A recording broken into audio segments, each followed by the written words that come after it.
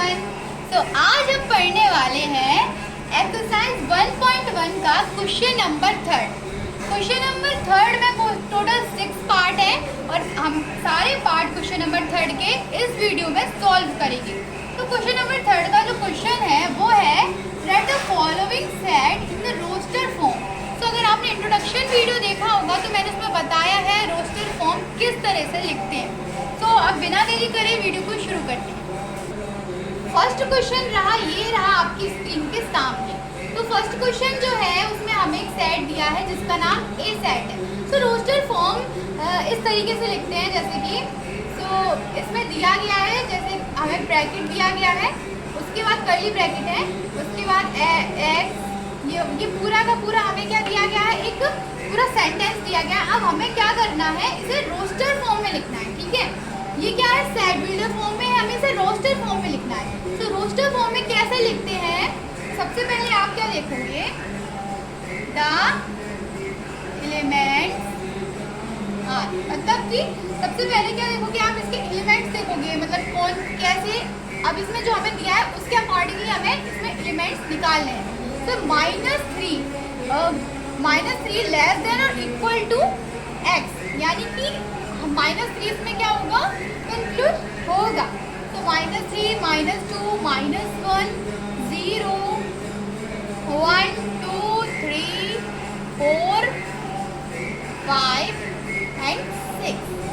तो ये आप मैंने अकेला 6 मतलब 6 तक क्यों लिखा है, 7 क्यों नहीं लिखा, क्योंकि 7 से क्या होनी चाहिए, लेस देन होनी चाहिए। तो 7 से लेस देन क्या है, 6 है, और इसलिए इसमें 7 क्या होगा, इसमें 7 नहीं होगा, इंक्लूड 7 नहीं होगा, 6 तक ये रहेगा। तो देखो रोस्टर फॉर्म में अब लिखेंगे हम, मतलब जो हमें क्वेश्चन में दिया गया है तो उसके अकॉर्डिंगली रोस्टर फॉर्म में हम कैसे लिखेंगे वो बता रहे हैं। तो रोस्टर फॉर्म में लिखने के लिए एक सेट जो कि हमें ऑलरेडी दिया गया है नाम, ये सेट है हमारा। ठीक है, उसके बाद हम ये जो सारा ये हमने जो निकाला हुआ है ना, ये सब इस तरह से कर्ली ब्रैकेट लगा के इसके अंदर कॉमा भी लगाकर लिख देंगे।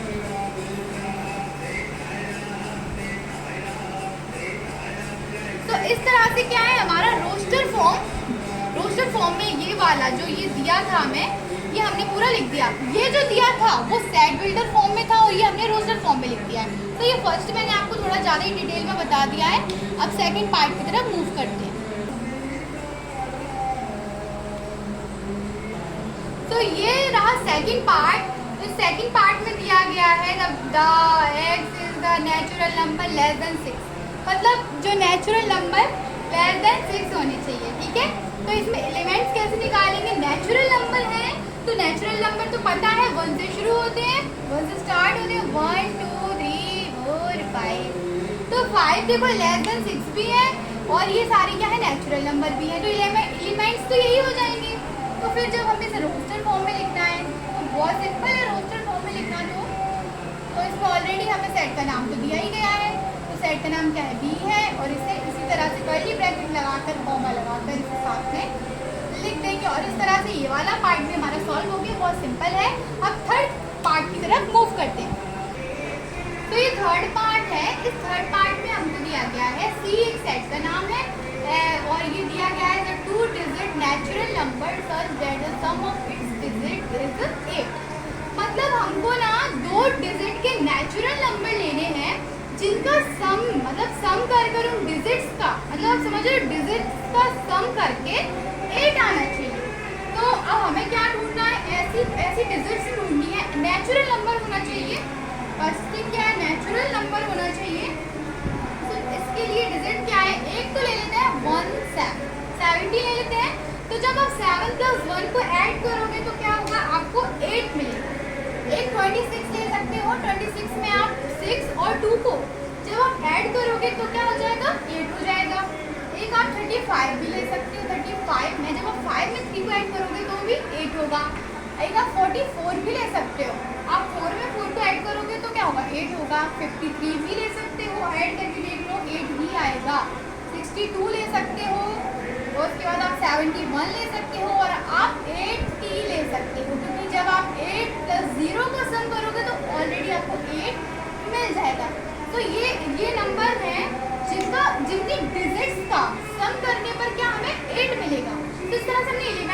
निकालिए तो इन्हें रोस्टर फॉर्म में भी रख लेते हैं, बहुत सिंपल है। सबसे पहले रोस्टर फॉर्म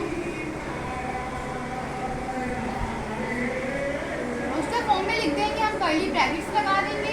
सॉरी, सबसे पहले जो ये सारी जो हमने निकाला है इनको नहीं लिखेंगे, एक्चुअली पहले सेट का नाम लिखेंगे, पर मैंने उन्हें पहले लिख दिया है।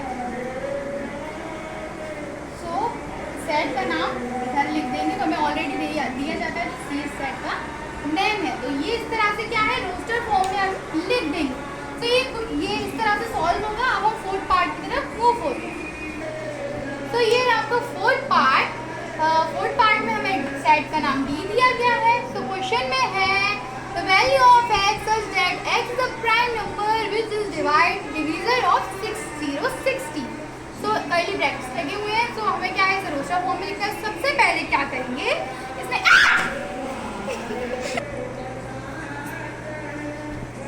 सॉरी फ्रेंड्स, तो एक्चुअली मेरे पैर के नीचे चूहा आ गया था, जिस वजह से मैं चिल्ला गई थी। पर वो सब छोड़ते हैं और फोर्थ पार्ट की तरफ मूव करते हैं।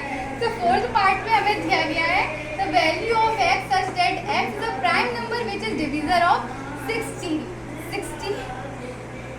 सो इस क्वेश्चन में सबसे पहले हम क्या करेंगे, इस तरह से टेबल बना लेंगे, ठीक है, एक टेबल टाइप बना लेंगे और यहाँ पर हम क्या करेंगे, 2 कॉलम्स बनाएंगे, ठीक है। तो हम टोटल यहाँ 4 कॉलम्स बनाएंगे, 1 2 3 एंड 4। ओके, इस तरह से करने के बाद हम क्या करेंगे, हम 6060 को यहाँ लिखेंगे, ठीक है। जब आप 2 का डिवाइड 60 से करेंगे तो आपको क्या गेट होगा, 3030 होगा ना। जब आप 2 का डिवाइड फिर से 3030 से करेंगे तो आपको 15 गेट होगा। जब आप 3 का डिवाइड 15 से करेंगे तो आपको क्या, 5 गेट होगा। सो हमें यहाँ मिल चुके हैं अपने प्राइम नंबर्स। तो ये बहुत सिंपल ट्रिक है, आप इसे जरूर फॉलो करना है, इससे बहुत इजी हो जाएगा आपको नंबर्स को निकालना। So therefore 60 is equal to 2 into 2 into 3, ठीक है, इंटू 5, सॉरी 5 भी है। सो आगे क्या लिखेंगे, द एलिमेंट्स आर 2 3 5 ऑल, ठीक है। सिर्फ इतने ही हमारे क्या है, एलिमेंट्स हैं। तो फिर इसे रोस्टर फॉर्म में कैसे लिखेंगे, तो आप इसे रोस्टर फॉर्म में लिखेंगे, सॉरी ये बात रोस्टर फॉर्म में लिखेंगे।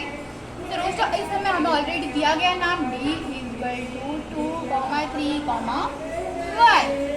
अब आप सोच रहे होंगे कि मैंने इसमें तो $2 था, तो मैंने यहाँ क्यों नहीं लिखा। आपको तो पता ही है कि जब हम इसमें लिखते हैं रोस्टर फॉर्म में तो हम एक ही बार इसको लिखते हैं, चाहे ये कितनी भी बार हमें दिया गया। तो इस तरह से ये फोर्थ पार्ट भी कंप्लीट होता है और मूव करते हैं फिफ्थ का पार्ट।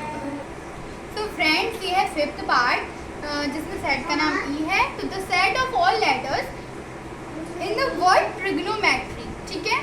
सो हम solve, so friends there are 12 letters in the word trigonometry, ठीक है। यहाँ पे हमें कितने दिए गए हैं वर्ड्स, हमने जब काउंट करेंगे तो इसमें 12 वर्ड्स हैं, आउट ऑफ विच ली रिपीटेड, मतलब जो रिपीटेड हो रहे हैं उनको मिलाकर यहाँ हमारे पास कितने 12 लेटर्स हैं, ठीक है। सो देयरफॉर, ठीक है, देयरफॉर क्या करेंगे, द सेट कैन बी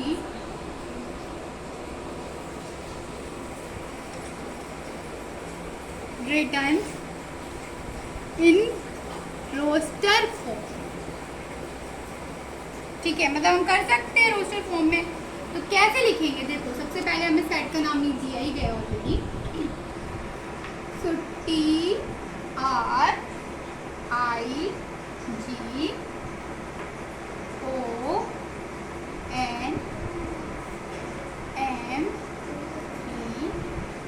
कोई भी वर्ड वापस रिपीट नहीं होना चाहिए, भले ही इसमें कितनी भी बार आ रहा हो। तो इस तरह से कितने 1 2 3 4 5 6 7 8 9, तो टोटल कितने हमने इसमें से ले लिए कि हाँ जो एक बार आ रहा है हम सिर्फ एक ही बार लिखेंगे, चाहे भले ही वो इसमें कितनी भी बार आ रहा हो, पर हम इसमें एक ही बार उस वर्ड को यूज़ करेंगे। तो इस तरह से रोस्टर फॉर्म में लिख दिया हमने। अब लास्ट पार्ट रह गया है इस वाले क्वेश्चन का और इस एक्सरसाइज की क्वेश्चन नंबर 3 का 6th पार्ट पर मूव होते हैं।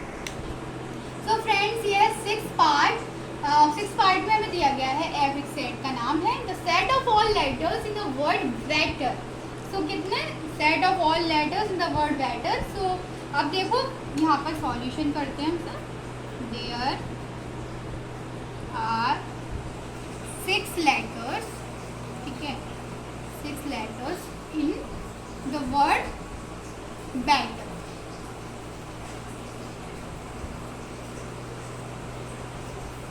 कितने यहाँ पर कितने 6 लेटर हैं वर्ड बेटर में, सॉरी, ऑफ विच ली रिपीटेड,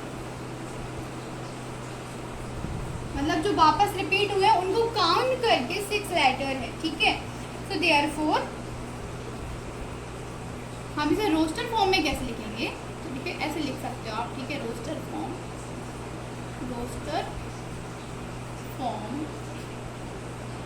फॉर्म में आप लिखोगे तो सबसे पहले सेट का नाम हमको दिया ही है एफ, उसके बाद बेटर।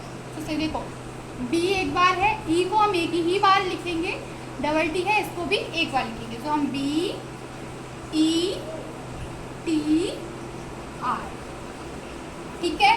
सो इस तरह से क्या हो जाएगा, इस क्वेश्चन का सॉल्यूशन हो जाएगा। इस तरह से हम इसे रोस्टर फॉर्म में लिखेंगे। तो फ्रेंड्स रोस्टर फॉर्म में लिखना बहुत सिंपल होता है और इस क्वेश्चन में हमें यही करना था कि हमें सेट बिल्डर फॉर्म से रोस्टर फॉर्म में लिखना था।